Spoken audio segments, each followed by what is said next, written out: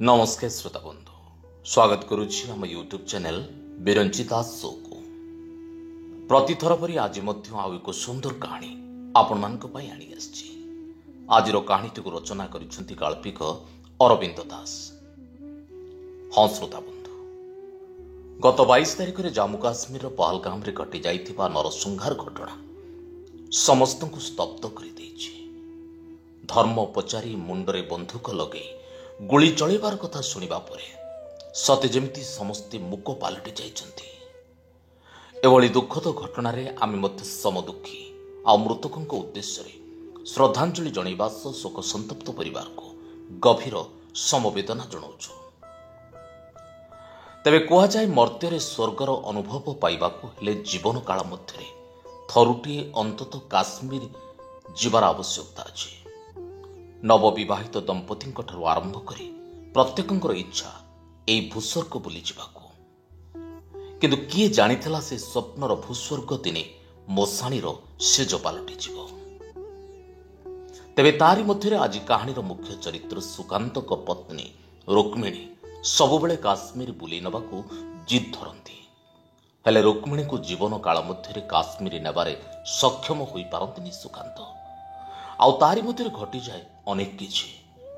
कौन घटिला कहानी रे जानिबा पाई शेष जाए शुणा अनुरोध रहिबो।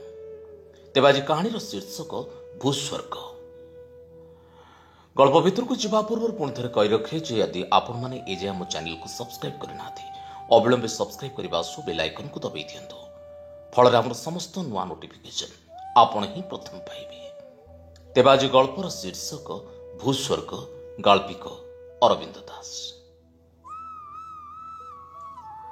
जीवन में जेमिति हो थरे निश्चित जीवा प्रमिस। टीवी रे, मोबाइल अथवा खबर कागज रे काश्मीर चित्र प्रसंग आखिरे पड़े एकांतर अनेक थर यह कथापदक प्रतिध्वनित हुए सुकांत बाबू कान में। बाघर पर स्त्री रुक्मिणी अनेक थर अली अझट लगाती सुकांत सांगे। समस्ते केते आड़े बुलिबाकू जाउछथि, हेले मु घरे बसी बसी खाली पिला छुआ जंजाल संभाळिबी। हनीमून ने हेले काश्मीर नहीं था केते थर कहिछि तुमको। स्त्री कथा को अधारे रखी हसी दे सुकांत कहती, बाघर परे परे लोके हनीमून जाती। बाघर 10-20 वर्ष पर नुहे। आम बाघर को एते वर्ष हो गलानी, आम पिले बड़ हो गलानी। एबे की हनीमून? ता छड़ा आम बेले हनीमून फनीमून नथिला। बाघर परे पुरी कोणार्क जाइथिले परा। दुम दुम होई गोड़ कचाड़ी रुक्मिणी चिड़ी जाई कहती, एंडुओ जाई जाई के सिजुबुदा मूलक भली से पुरी कोणार्क नहीं मते ठकिच। खरा छुट्टी दशहरा छुट्टी रे बापा बों को देखिबा पई गाँ को ही टिकेट काट। कुआडे गोटे भल जगह को मते बुलेई नेबा को कहले छोपरा बेरसिक भली नंदनकानन, खंडगिरी, उदयगिरी नहीं कि जाओ। आउ सेठी जाई मांकोड़ को देख। घरे तो तम भली हनुमांकोड़ को सबुदिन मु देखुची। साही पड़िशा माइपे केते आड़े जाउछंती। पुणी हसी चुपकिना अभियोग शुणती सुकांत बाबू। दुर्जोग को हठात टीवी रे चित्रहार रे गीत देखाए, काश्मीर की कली हूं मुझसे रूठो ना बाबूजी, अथवा ए चांद सा रोशना चेहरा, किंबा परदेसियों से आंखियों मिलाना। बस खियो मिल जाए रुक्मिणी को। देख लो कितने सुंदर दाल उलार ह्रद, हाउस बोट, मुगल बगीचा, बरफ मंडित तो पहाड़, नील आकाश, शंकराचार्य मंदिर, सेव बगीचा। पड़िशा साउबाबू स्त्री कहते झील जोई काले सेठू ताजा सेव तोलिकी खाइथिले। मिसेस मिश्र सेठू काश्मीर साल और सिल्क साड़ी और गालीचा आनी मो पाई तुम्हें किणीदब। सुकांत भावती चित्रहार सब गीत देखा कौन निहाती दरकार थिला। पाखरे बसी पुओ बुबू बो को उस्कैबा कहे, बो हे देख से जगह जो राजेश खन्ना और मुमताज जय जय शिवशंकर गीत नाची। आईटा हूँ बेताब भैली जो सनी देओल और अमृता सिनेमा बेताब सुटिंग होता। सोनमार्ग, गुलमार्ग और पहलगाम बरफ रे स्की भी करी हबो। राग कटमट आखिरे रुक्मिणी स्वामी को अनेक कहती, इतनी सुंदर जगह टिके देखा नियंतनी।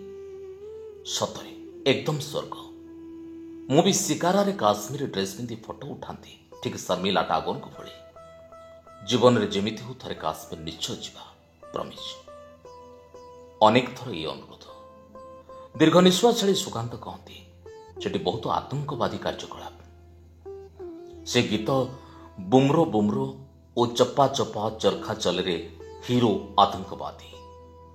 ଓହ ତୁମକୁ ଖାଲି ବାହାନା ଦରକାର, ଆତଙ୍କବାଦୀ ଖାଲି ତୁମକୁ ଅନେଇଛନ୍ତି, ଆଉ ସବୁ ଲୋକେ କେମିତି ଯାଉଛନ୍ତି? ତମେ ଏଲଟିସି ପରା ଲାଭସ୍ କରୁଛି, ତେ ମୋର ସବୁଦିନ ପାଇଁ ଡାଲ ଲେକ୍ ପାଖରେ ଘର କରିକି ରହିବାକୁ ଇଚ୍ଛା। ଆବାକ ହୋଇ ଚାହିଁଥିଲେ ସୁକାନ୍ତ। ସ୍ତ୍ରୀ ପିଲାଙ୍କୁ ନେଇ ଦକ୍ଷିଣ ଭାରତ ତଥା ଦାର୍ଜିଲିଂ, ଡେରାଡୁନ, ମସୁରୀ ସିନା ଯାଇଛନ୍ତି, ହେଲେ କେବେ କାଶ୍ମୀର ଯାଇନାହାନ୍ତି ସୁକାନ୍ତ। ଷ୍ଟୁଡିଓରେ ଶିକାରାରେ କାଶ୍ମୀର ଡ୍ରେସ୍ବାଲା ଫଟୋ ଉଠେଇଛନ୍ତି ଦୁହେଁ ଓ ଡାଲ ଲେକ୍ ଫଟୋ ବୋଲି ମିଛରେ ଅନ୍ୟକୁ କହିବାକୁ ଶିଖେଇଥିଲେ ସୁକାନ୍ତ। ହେଲେ ରୁକ୍ମିଣୀଙ୍କ ଜିଦ୍ଦି, ଥରେ ହେଲେ ଭୂସ୍ୱର୍ଗ ଦେଖେଇବାକୁ ନେବ ମୋତେ। ଲୋକଙ୍କୁ ଶୁଣେଇ ରୁକ୍ମିଣୀ କହନ୍ତି ଏ ସିନା ଏତେ ଫୁଟାଣି ସାହସୀ ଦେଖେଇ ହୁଅନ୍ତି, ହେଲେ ଅସଲରେ ସେ ବହୁତ ଡରୁଆ। ଏଇଟା ଷ୍ଟୁଡିଓ ଫଟୋ। ବୁବୁ ବଡ଼ ହୋଇ ବିଦେଶରେ ଚାକିରି କଲା ପରେ ପ୍ରସ୍ତାବ ଦେଲା, ବାପା ବୋଉଙ୍କ 30ତମ ବିବାହ ବାର୍ଷିକୀରେ ପାର୍ଟି କାଶ୍ମୀରରେ ହିଁ ସେଲିବ୍ରେଟ୍ସ ହେବ। ସବୁ ବୁକିଂ ମୁଁ କରିବି, ଫ୍ଲାଇଟ୍ ଟିକେଟ୍ ମୁଁ ପଠାଇବି। ବହୁତ ଖୁସି ଥିଲେ ରୁକ୍ମିଣୀ। ସେଦିନ କହିଥିଲେ ସମସ୍ତେ କୁହନ୍ତି କାଶ୍ମୀର ହେଉଛି ରୋମାଣ୍ଟିକ ଜାଗା, ହେଲେ ତୋ ବାପା ତ ରୋମାନ୍ସର ବିନ୍ଦୁ ବିସର୍ଗ ଜାଣିନାହାନ୍ତି। ଅଫିସ କାମ ଭଲ ତ ସେ ଭଲ। ଏମିତିଆ ଲୋକକୁ କିଏ ବା ପ୍ରେମ କରିଥିବ? ଦିନେ କାହା ନାଁ ତାଙ୍କ ପାଟିରୁ ଶୁଣିନି। ଚମକି ପଡ଼ିଥିଲେ ସୁକାନ୍ତ। ହେଲେ ଦୈବ ବୈରୀ ସାଜିଲା। ହଠାତ୍ ପେଟରେ କ୍ୟାନ୍ସର, 6 ମାସ ଭିତରେ ସବୁ ଶେଷ। କାନ୍ଥରେ ଟଙ୍ଗା ହୋଇଥିବା ସେ ଷ୍ଟୁଡିଓ ଫଟୋକୁ ଚାହିଁଲେ ସୁକାନ୍ତ। ରୁକ୍ମିଣୀ ହସୁଛନ୍ତି ଫଟୋରେ। ଦୀର୍ଘ ନିଶ୍ୱାସ ଛାଡ଼ି ସୁକାନ୍ତ ବାବୁ ଡ୍ରଇଂ ରୁମ୍ କବୋର୍ଡ ଭିତରୁ ଏକ ପୁରୁଣା ବହି ବାହାର କରି ପୃଷ୍ଠା ଓଲଟାଇ ଗୋଟାଏ ଜାଗାରେ ଅଟକି ଗଲେ। 2ଟି ଧାଡ଼ି କବିତା। ଲେଖା ଉପରେ ଫିକା ପଡ଼ିଯାଇଥିବା ସ୍କେଚ୍ କଲମର ଦାଗ। ଅନେକ ବର୍ଷ ତଳେ ଏହି ବହିଟିକୁ ଯିଏ ସୁକାନ୍ତକୁ ଉପହାର ଦେଇଥିଲା, ସେ ହିଁ ଏହି 2 ଧାଡ଼ି ଉପରେ କେବଳ ସ୍କେଚ୍ ପେନ୍ରେ ହାଇଲାଇଟ୍ କରିନଥିଲା, ବରଂ ଆବୃତ୍ତି କରି ଶୁଣେଇଥିଲା। ଲିପ୍ସା, ଦିଲ୍ଲୀ ୟୁନିଭର୍ସିଟିରେ ପଢ଼ିଲା ବେଳେ ତାଙ୍କ ପ୍ରେମିକା। ବହିଟି ଉପହାର ଦେଇ ହସି ହସି ସେଦିନ କହିଥିଲା, କାଶ୍ମୀରର ସୁନ୍ଦରତା ଦେଖି ଅମୀର ଖୁସୁ ଲେଖିଥିବା ପ୍ରସିଦ୍ଧ ଏହି 2 ପଂକ୍ତି ଶୁଣ। ଗର୍ ଫିରଦୋସ ବାର ରୁହି ଜମିନ ଅସ୍ତ, ହମିନ ଅସ୍ତୁ ହମିନ ଅସ୍ତୁ ହମିନ ଅସ୍ତୁ। ଓଡ଼ିଆରେ ଯାହାର ଅର୍ଥ, ଯଦି ପୃଥିବୀ ପୃଷ୍ଠରେ ସ୍ୱର୍ଗ କେଉଁଠି ଅଛି, ଏହା ଏଇଠି, ଏହା ଏଇଠି, ଆଉ ଏହା ଏଇଠି। ଭୂସ୍ୱର୍ଗ କାଶ୍ମୀର। ଏମିତି କିଏ ଅଛି ଯିଏ କାଶ୍ମୀର ସୁନ୍ଦରତାରେ ଆକୃଷ୍ଟ ହୋଇନି? ହେଲେ ତାକୁ ନିଜ ଆଖିରେ ଦେଖିବାର ସୁଯୋଗ ବହୁତ କମ୍ ଲୋକଙ୍କ ଭାଗ୍ୟରେ ଜୁଟେ। ଆମେ ବାହୁଇ ଆଗେ କାଶ୍ମୀର ଯିବା। ଆବାକ ହୋଇ ଅନେଇଥିଲେ ସୁକାନ୍ତ। ଝିଅଙ୍କ ପ୍ରଥମ ପସନ୍ଦ କାଶ୍ମୀର, ହେଲେ କାଶ୍ମୀର ଡେଞ୍ଜର ଜାଗା। ପାଟି ଚୁପ୍ କର। ତମ ଭଳି ଡରକୁରିଆ ମଣିଷକୁ ମୁଁ କାହିଁକି ଭଲ ପାଉଥିଲି କେଜାଣି। ମୋ ବଡ଼ ଭାଇ ଯିଏ ସୈନ୍ୟବାହିନୀରେ ଅଛନ୍ତି, ତାଙ୍କର ପୋଷ୍ଟିଂ ଏବେ ଜାମ୍ମୁ କାଶ୍ମୀରର ଅନନ୍ତନାଗରେ ହୋଇଛି। ଶେଷ ସେମିଷ୍ଟାର ପରେ ମୁଁ ଓଡ଼ିଶା ନ ଯାଇ ଭାଇ ପାଖକୁ ଯାଉଛି। ତୁମେ ତ ଗୋଟେ ଭଲ ଚାକିରି ପାଇଗଲଣି, ଆଇଏଏସ୍ ପାଇଁ ଟ୍ରାଏ କରୁଥାଅ। ତୁମେ ବି ନିଜ ଘରେ ଆମ ରିଲେସନସିପ୍ କଥା ଜଣେଇ ଦେଇ ଏଇ ଛୁଟିରେ ଭାଇ ପାଖକୁ ଆସି ମୋ ହାତ ମାଗ। ମିଲିଟାରୀ ବାଲା ସତ୍ସାହସ ଥିବା ଲୋକଙ୍କୁ ପସନ୍ଦ କରନ୍ତି। ଏଥର ଆମେ ଦୁହେଁ କାଶ୍ମୀର ଦେଖିବା। ଭୂସ୍ୱର୍ଗରେ ଆମେ ଦୁହେଁ, ଭାଇର ମିଲିଟାରୀ ଗାଡ଼ିରେ, ଡରିବାର ନାହିଁ। ଟିକେ ଚିନ୍ତା କରି ସୁକାନ୍ତ ପଚାରିଥିଲେ, ଯଦି ତୁମ ଭାଇ ରାଜି ନ ହୋଇ କେଉଁ ମିଲିଟାରୀ ଅଫିସର ସହ ତୁମର ପ୍ରସ୍ତାବ ପକାନ୍ତି? ଭାବିନିଅ ଯଦି ଆମେ ଅଲଗା ହୋଇଯିବା। ହୋ ହୋ ହୋଇ ହସି ଲିପ୍ସା କହିଥିଲା, ଭାଇ ନିଶ୍ଚୟ ରାଜି ହେବ। ଆଉ ଯଦି ଆମେ ଅଲଗା ହୋଇଯିବା ଓ ଅନେକ ବର୍ଷ ପରେ ଆମର ଭେଟ ହେବ, ତେବେ ଆନ୍ଧି ସିନେମାରେ ତେରେ ବିନା ଜିନ୍ଦେଗୀ କି କୋଇ ଶିକୱା ତ ନେହିଁ ଗୀତ ସୁଟିଂ ହୋଇଥିବା ସେଇ ଭଙ୍ଗା ମାର୍ତ୍ତଣ୍ଡ ସୂର୍ଯ୍ୟ ମନ୍ଦିର, ଯାହା ଏକ ଖଣ୍ଡହର ଭଳି ପଡ଼ି ରହିଛି, ସେଇଠି ମିଶି ଗୀତ ଗାଇବା। ସଞ୍ଜୀବ କୁମାର ଓ ସୁଚିତ୍ରା ସେନ ଯେମିତି ଗାଇଥିଲେ ତେରେ ବିନା ଜିନ୍ଦେଗୀ କି କୋଇ। ସେ ପୁଣି କହିଥିଲା, ଝେଲପ ଚେନାବ ନଈ ପାଣିରେ ଗୋଡ଼ ବୁଡ଼ାନ୍ତି, ଟିକେ ଗାଧାନ୍ତି। ଗଙ୍ଗା ଯମୁନାରେ ସିନା କିଏ ଗାଧାଏ, ଝେଲପ ଚେନାବ ପୁରା ବରଫ ପାଣି। ରୋମାଣ୍ଟିକ ମଣିଷ କ'ଣ ଥଣ୍ଡାକୁ ଡରେ? ଭୂସ୍ୱର୍ଗର ନଈ ପରା ସିଧା ମୋକ୍ଷ ପ୍ରାପ୍ତି। ସେଦିନ କେତେ ଖୁସି ଥିଲା ଲିପ୍ସା। ସପ୍ତାହ ପରେ ଦୁଃଖଦ ଖବର ଆସିଥିଲା, ଉଗ୍ରପନ୍ଥୀଙ୍କ ବିସ୍ଫୋରଣରେ ଓଡ଼ିଆ ମେଜର ଆଉ ତାଙ୍କ ଭଉଣୀ ମୃତ। ସାରା ପୃଥିବୀ ଯେମିତି ସ୍ଥାଣୁ ପାଲଟି ଯାଇଥିଲା ସୁକାନ୍ତଙ୍କ ପାଇଁ। ଭୂସ୍ୱର୍ଗ ତାଙ୍କ ପାଇଁ ନର୍କ ପାଲଟି ଯାଇଥିଲା। ସେଥିପାଇଁ ସେ ଆଉ ତାପରେ କେବେ କାଶ୍ମୀର ଯିବାର ନାଁ ଧରନ୍ତିନି। ସାର୍, ପୋଷ୍ଟ ଆସିଛି। ପୋଷ୍ଟମ୍ୟାନ କଥାରେ ଭାବନା ରାଜ୍ୟରୁ ଫେରିଆସିଲେ ସୁକାନ୍ତ। ପ୍ୟାକେଟ ଖୋଲି ଦେଖିଲେ ପୁଅ ବୋହୂ ତାଙ୍କ ପାଇଁ ଓଡ଼ିଶାରୁ ଦିଲ୍ଲୀ ଓ ଦିଲ୍ଲୀରୁ ଶ୍ରୀନଗର ରିଟର୍ଣ୍ଣ ଫ୍ଲାଇଟ୍ ଟିକେଟ୍ ପଠାଇଛନ୍ତି। ସାଙ୍ଗରେ ଗୋଟେ ଛୋଟ ଚିଠି। ବାପା, ଏବେ କାଶ୍ମୀର ଏକଦମ ଶାନ୍ତ। ଲକ୍ଷ ଲକ୍ଷ ଲୋକ ଯାଉଛନ୍ତି। ଆପଣଙ୍କୁ ସରପ୍ରାଇଜ ଦେବାକୁ ଆଗରୁ କିଛି ଜଣାଇ ନଥିଲି। ମୁଁ ଓ ନେହା ଲଣ୍ଡନରୁ ସିଧା ଶ୍ରୀନଗର ଯାଉଛୁ। ଆମ ସହ ଥିନା, ଅନ୍ୟ ଗୋଟେ ଫ୍ୟାମିଲି ବେତାବ ଭ୍ୟାଲି, ଆରୋ ଭ୍ୟାଲି ଆଉ ପେହେଲଗାଁও ଯିବୁ। ଆପଣଙ୍କୁ ମାର୍ତ୍ତଣ୍ଡ ସୂର୍ଯ୍ୟ ମନ୍ଦିର ବହୁତ ଇଣ୍ଟରେଷ୍ଟ ବୋଲି ମୁଁ ଜାଣିଛି। ଆପଣଙ୍କ ବୋହୂ ଓ ମୋ ସାଙ୍ଗ ସେ ଭଙ୍ଗା ମନ୍ଦିର ଦେଖିବାକୁ ଇଚ୍ଛୁକ ନୁହଁ। ତେଣୁ ଆପଣ ସେଠାକୁ ଆଗେଇ ଯାଇ ପରେ ଆମକୁ ଜଏନ୍ କରିବେ। ହୋଟେଲ, ଗାଡ଼ି ବୁକିଂ ସବୁ ସରିଛି। ପ୍ଲିଜ୍ ମନା କରିବେନି। ମମିର ସେଇ ଫଟୋଟା ସାଙ୍ଗରେ ନେଇକି ଆସିବେ। କେତେ ଇଚ୍ଛା ଥିଲା ତାର କାଶ୍ମୀର ଦେଖିବ ବୋଲି। ଆପଣଙ୍କୁ ବୋଉର ରାଣ। ଚମକି ପଡ଼ିଲେ ସୁକାନ୍ତ। ଦିଲ୍ଲୀରୁ ଶ୍ରୀନଗର ଯିବା ପାଇଁ ଫ୍ଲାଇଟ୍ରେ ବସି ନିଜ ହ୍ୟାଣ୍ଡବ୍ୟାଗ୍ରୁ ରୁକ୍ମିଣୀଙ୍କ ଫଟୋ ଓ ଲିପ୍ସାର ସେଇ ବହି ବାହାର କରି ଦେଖିଲେ।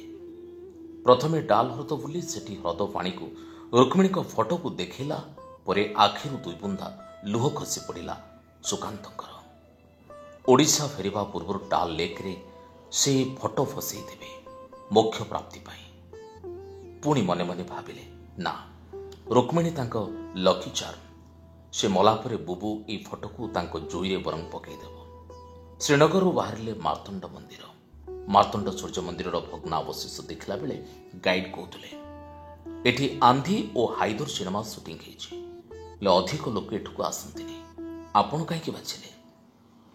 ପେହେଲଗାଁଓ, ବେସରାନ, ବରଫରେ ସ୍କି ଏବେ ଲୋକଙ୍କ ପସନ୍ଦ। ରିଲ୍ ବନେଇ ସୋସିଆଲ ମିଡିଆରେ ଛାଡୁଛନ୍ତି। ଲିପ୍ସାର ମୁହଁଟା ଝାପ୍ସା ହୋଇ ଦେଖାଗଲା। ତାଙ୍କ କାନରେ ବାଜିଲା, ଯଦି ଆମେ ଏକାଠି ହୋଇ ନପାରିବା ତେବେ ସେଇ ଖଣ୍ଡହର ବୁଲିବା, ଗୀତ ଗାଇବା, ତେରେ ବିନା ଜିନ୍ଦଗୀ। ସୁକାନ୍ତ ବାବୁ ଇଚ୍ଛା କରୁଥିଲେ କହିବା ପାଇଁ, ଭଙ୍ଗା ହୃଦୟ ଲୋକେ ଏଠାକୁ ଆସନ୍ତି। ଫେରିଲା ବେଳେ ବାଟରେ ଡ୍ରାଇଭରକୁ ଗାଡ଼ି ଅଟକିବାକୁ କହିଲେ। ରାସ୍ତା କଡ଼ରେ ବୋହିଯାଉଛି ଲିଡର ନଈ। ଡ୍ରାଇଭରଠୁ ଜାଣିଲେ ଏଇ ନଈ ଝେଲମ ନଈରେ ମିଶିଛି। ଲିପ୍ସାର ଇଚ୍ଛା ଥିଲା ଝେଲମ ନଈରେ ପାଦ ବୁଡ଼େଇବା ପାଇଁ। ନଈରେ ସେ ବହିଟି ଭସେଇ ଦେଲାବେଳେ ସୁକାନ୍ତକୁ ଲାଗିଲା ତାଙ୍କ ଛାତିରୁ ଯେମିତି ଗୋଟେ ବୋଝ ଓହ୍ଲେଇ ଯାଇଛି। ହେଲେ ସତରେ କ'ଣ ସ୍ମୃତି ସବୁ ହଜିଯାଏ? ଟ୍ୟାକ୍ସି ଚାଲିଥିଲା। ତେବେ ଭୂସ୍ୱର୍ଗରେ ରୁକ୍ମିଣୀ ଓ ବୋହୂ ଲେଟ୍ ହନିମୁନ ଟ୍ରିପ୍ରେ ଆସିଛନ୍ତି। ସତରେ ଚାରିଆଡ଼େ କେତେ ସୁନ୍ଦର। ହଠାତ୍ ମୋବାଇଲରେ ଖବର ଦେଖିଥିଲେ ବେସରାନର ଆତଙ୍କୀ ହମଲା, ଅନେକ ମୃତ ଆଉ ଆହତ। ବୁବୁର ପ୍ଲାନ୍ ଥିଲା ବେସରାନ ଭ୍ୟାଲି ଯିବାକୁ, ହେଲେ ଆଜି ଯାଇଥିବ ଅଥବା ତାଙ୍କ ଆସିବା ଯାଏଁ ଅପେକ୍ଷା କରିଥିବ। ବ୍ୟସ୍ତ ହୋଇ ସୁକାନ୍ତ ବାବୁ ବୁବୁକୁ ଫୋନ୍ ଲଗାଉଥିଲେ। ଫୋନ୍ ଲାଗୁନଥିଲା। ହଠାତ୍ ବୁବୁର ଫୋନ୍, ବାପା, ଆପଣ ଯୋଉଠି ଅଛନ୍ତି ସେଇଠି ରହିଯାଆନ୍ତୁ। ପେହେଲଗାଁ ଅବସ୍ଥା ଭଲ ନାହିଁ। ଆପଣ ଠିକ୍ ଅଛନ୍ତି ତ? ଆମେ ସୁରକ୍ଷିତ ଅଛୁ। ସୁକାନ୍ତଙ୍କ କୋଳରେ ରୁକ୍ମିଣୀଙ୍କ ସେଇ ହସ ହସ ଫଟୋ ତାଙ୍କ କାନରେ ପ୍ରତିଧ୍ୱନିତ ହେଉଥିଲା। ଜୀବନରେ ଯେମିତି ହେଉ ଥରେ କାଶ୍ମୀର ନିଶ୍ଚୟ ଯିବା, ପ୍ରମିସ୍। ସ୍ତ୍ରୀଙ୍କ ଫଟୋକୁ ଗେଲ କଲାବେଳେ ସୁକାନ୍ତଙ୍କ ଆଖିରୁ ଦୁଇ ଟୋପା ଲୁହ ଖସି ପଡ଼ିଲା। ଶୁଣୁଥିଲେ ଗାଳ୍ପିକ ଅରବିନ୍ଦ ଦାସଙ୍କର ଏକ ଭିନ୍ନ ସ୍ୱାଦର ଗଳ୍ପ ଭୂସ୍ୱର୍ଗ। ହଁ ଶ୍ରୋତା ବନ୍ଧୁ, ସୁକାନ୍ତଙ୍କ ଜୀବନରେ କାଶ୍ମୀର ବୁଲିଯିବା ଏକ ବଡ଼ ପ୍ରଶ୍ନବାଚୀ ସୃଷ୍ଟି କରିଥିଲା। ଯେତେବେଳେ ସେ ଲିପ୍ସାକୁ ଜୀବନରେ ପ୍ରଥମେ ଭଲ ପାଇ ବସିଥିଲେ, କଥା ଦିଆନିଆ ହୋଇଥିଲେ କାଶ୍ମୀର ଯିବା ପାଇଁ, ହେଲେ ଲିପ୍ସାର କାଶ୍ମୀରରେ ଆତଙ୍କବାଦୀଙ୍କ ଦ୍ୱାରା ମୃତ୍ୟୁ ଘଟଣା ବଦଳେଇ ଦେଇଥିଲା ସୁକାନ୍ତଙ୍କ ଜୀବନ ନାଟକର ରାସ୍ତା।